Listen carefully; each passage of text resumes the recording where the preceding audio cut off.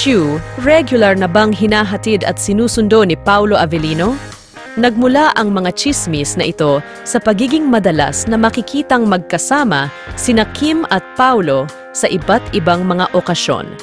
Mula sa mga social media posts hanggang sa mga larawan na lumalabas sa iba't ibang mga entertainment websites, tila hindi maiiwasan na pag-usapan ang potensyal na closeness ng dalawa.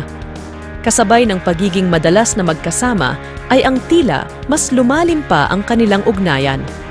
Ang chemistry ng dalawa sa ating mga panunood, hindi lang sa harap ng kamera, kundi maging sa likod nito, ay nagpapalakas sa ideya na posibleng may umuusbong na pagtitinginan sa kanilang pagitan. Ngunit, habang ang mga tagahanga ay nag-aabang at umaasa na may pag-ibig na nabubuo sa pagitan ni Kim at Paulo, walang tiyak na patotoo o pahayag mula sa kahit isa sa kanilang dalawa tungkol sa tunay na kalagayan ng kanilang ugnayan. Hindi pa man ito nilalantad sa publiko, nananatiling spekulasyon lamang ang lahat ng ito. Sa kabila nito, patuloy pa rin ang pagtangkilik at pagsuporta ng kanilang mga tagahanga sa kung anuman ang meron sa kanilang relasyon.